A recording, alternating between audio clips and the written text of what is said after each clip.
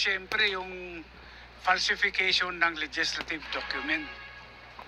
Dito naman sa Ombudsman, yung violation ng Section 3A kung saan ay sinasabi na kung merong kang ginawa na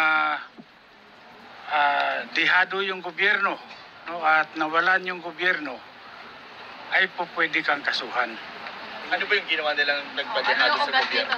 Ay yung pagsingit ng imagine 241 billion pesos. Ang laking halaga yan.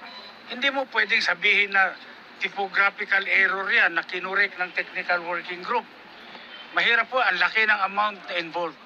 Ito ba yung mga blanks? Opo, yan ho. Binilang nyo po yun, parang kinumpit nyo lahat. Marami yung blanco na yun. Ngayon, nung tinignan namin ano yung mga nilagay nila doon sa blanco, tinutal namin, umabot sa 241 billion.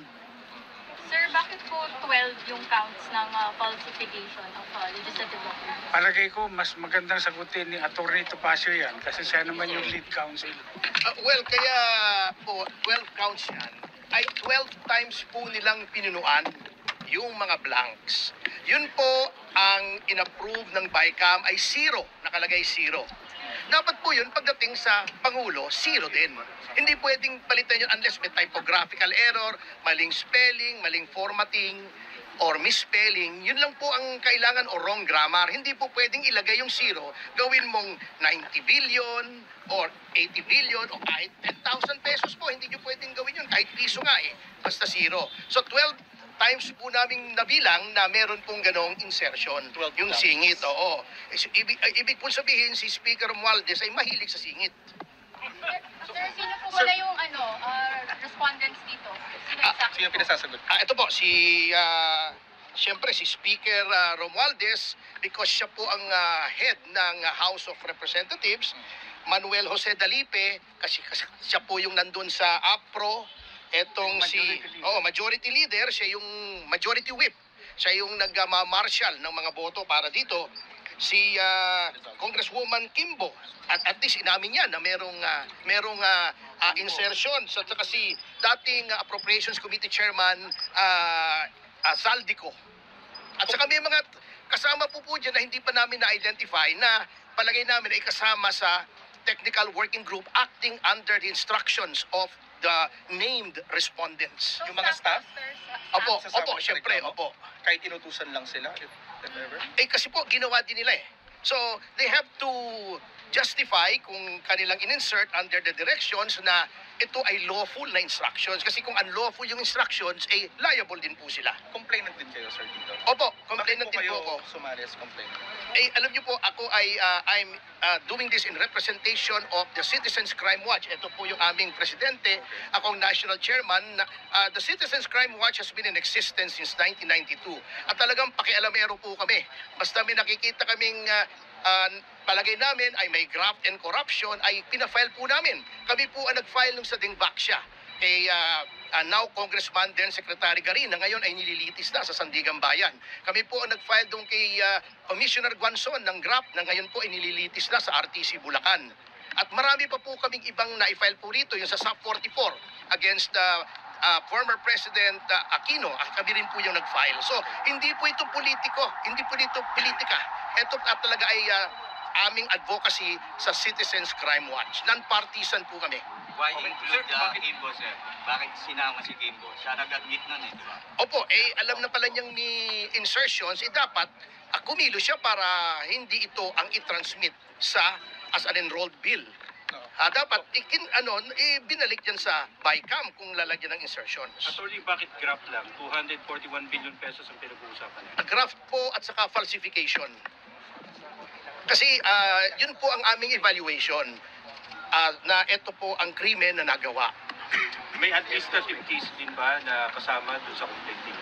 Implied naman po yun pagka-ombudsman na we are invoking both the criminal and administrative jurisdictions of the Office of the Ombudsman. Malawak po ang kapangyarihan ng Ombudsman pagdating po sa graft and corruption. Ano bang parusa niyan, sir?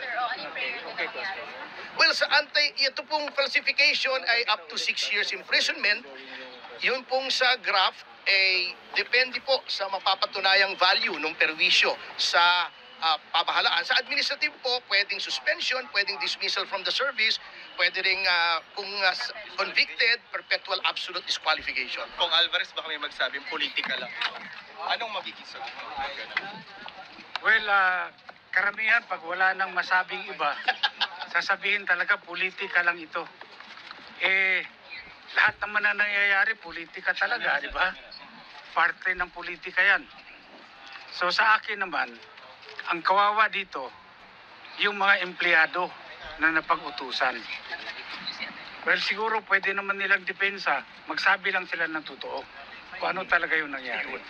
Sir, kasi yung iba tinatanong yung timing nung pag-file nyo. Kasi impeach nga lang kay VP Sara Duterte. So kaya ganun yung mga implications nila. Alam nyo, yung sinasabi nilang timing, wala namang timing yung criminal case eh. Kung gumawa ka ng krimen, yun ang timing. Gumawa ka ng krimen, alangan namang i-file mo yan sa susunod na taon. I-file mo yan sa nakaraang taon. Hindi pwede. Ginawa nila yan recently, kaya kinakailangan aksyonan kaagad natin. Pero may kinalaman ba ito sa pag-impeach ng Kamara kay VP Sara? Wala, magkahiwalay yan. Kasi iba naman yung impeachment, ibang usapin yun. At ito, criminal case ito, ibang usapan dito. Dito gante, parang gano'n sa Sir, or pag-impeach. diversionary tactics. Hindi, teka. Yung sinasabi nilang diversionary tactic, at tingnan nyo ito. Sino nag-divert? Alin ang nauna? Di ba yung press conference ni dating Pangulong Duterte at ni Congressman Ungab, doon nila pinaputok na maraming blanco yung BICAM report. Ngayon, ayaw nilang pag-usapan yan dahil sigurado swak na swak sila sa yung kaso. Kaya sila ang gumawa ng diversionary tactic. Gumawa sila ng issue na matatabunan itong iskandalo sa budget ng 2025. Kinonsult nyo ba si dating Pangulong Duterte dito sa pag-file nyo ng reklamo? Hindi. Hindi nga kami nagkausap, hindi kami nakita dahil from Tagum City, dumiretso na ako dito sa Manila para i-file yung kaso. Speaker, with your kind permission, pwede ko pandagdagan? Yung sinasabi nilang timing, actually, matagal na po namin itong pinag-iisipan. Kaya lang po, komplikado ang kaso. So, pinag-aralan pa po namin ito, kaya ngayon lang po namin ginawa. Kasi hindi naman po kami katulad ng ibang miyembro ng Quadcom na kumikilos nang hindi nag-iisip. Pinag-isipan po namin itong mabuti. Hey, Congressman Alvarez, sir, now na na-file na po ninyo itong complaints ninyo. Apo. Anong inaasahan po ninyo na pagtukon dito ng anti-graft body? Kami naman, gusto lang namin patas yung laban on the merits. Tignan nila yung reklamo namin. Kung may merits naman, ay pwedeng isampas sa Sandigan Bayan. Kung walang merits, edi i-dismiss. Walang problema yon. Basta decision on the merits. Sir, nakausap nyo na ba si former President Duterte tungkol sa impeachment ni VP Sara? Hindi pa po. Sir, bakit puro members of the House lang po yung responders? Dapat sa Senate. Nandun yung krimen na nangyari. Sa Sir, Senate. BICAM, sir, yun eh. Sir. Sa Senado, siguro naman, kung Office of the Ombudsman, pwede naman silang magpatawag kung sino sa Senado. Dahil alam nyo po, dito lang sa House of Representatives, matagal na kaming sumulat, nag-request kami ng kopya, official copy ng enrolled bill. Hanggang ngayon, tinatago nila, hindi nila binibigay sa amin. Pero kung nasa House Library na po yung enrolled bill, yung ratified bill, pati yung GAE, publicly available po siya pag-check. Pati-check ko sa aking yung chief of staff ko, dahil yung sulat namin, hindi nila sinagot. Nag-request kami. Okay. Thank you, Okay, sir. okay. Sir,